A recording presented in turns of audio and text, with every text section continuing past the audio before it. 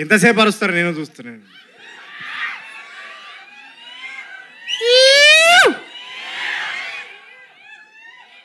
ఈ మనిషి ఉన్నాడు కదా, Narayana junior college Narayanaguda branch, మేమిద్దరము ఒక్కరోజు క్లాస్లో కనబడలే, ప్రతిరోజు గేట్ బయటనే. వాస్తవానికి మేమిద్దరం క్లాస్మేట్స్, 14 ఏళ్ళ దోస్తానా. ఫస్ట్ హుషార్లో టార్చర్ పెట్టిండు, హుషార్లో సరిపోదని ఈ సినిమాలో నాకు డౌట్ వచ్చింది. ఈ సినిమా చేసేటప్పుడు నేను హుషార్దే ఎక్స్టెన్షన్ సినిమా షూటింగ్ చేస్తున్నా, ఈ సినిమా షూటింగ్ చేస్తున్నా అని. కానీ చేయించండు మొత్తానికి. సో ఆగా విన డైలాగ్, సినిమా మొత్తం డైలాగ్లే ఉన్నాయి. చూద్దురా 22 తారీఖు నాడు చూడు.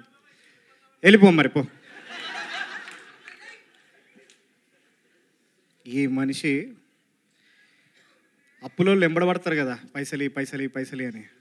అట్లా నన్ను ఎంబడబడి సినిమా చెప్తే దీంట్లో లాజిక్ ఏముందిరా అన్న. ఫస్ట్ నేను, నువ్వు ఉన్నావు కదా చాలు సరిపోతుంది అన్నాడు.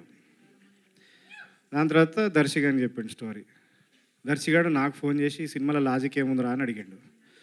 మనం ఉంటే సరిపోతుందిరా అన్న నేను. దాని తర్వాత విష్ణు గారు అడిగారు నన్ను, మీరు ఇద్దరు చేస్తున్నారు కదా మనం ముగ్గురం ఉంటే సరిపోతుంది అని. సరిపోలే, వీడు 1.5 టార్చర్ పెట్టిండు మమ్మల్ని. ఈ స్పేస్ సూట్లో చూస్తున్నారా, దీనికి పోలేము తినలేము, వంగలేము, కూసోలేము, నిలబడలేము.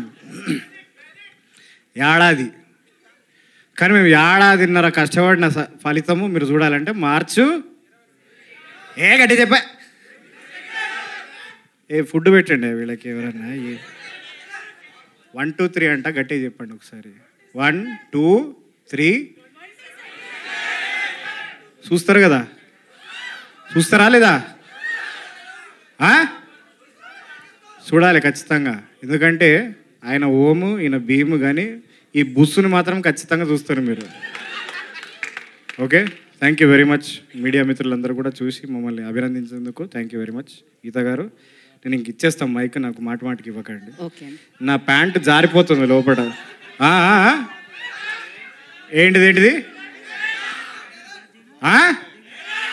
ఇవ్వండి డైలాగ్. నా డైలాగా? పైసలు చెప్తాను నేను dialogue. Thank you so much. మీరు మరీ ఎక్కువగా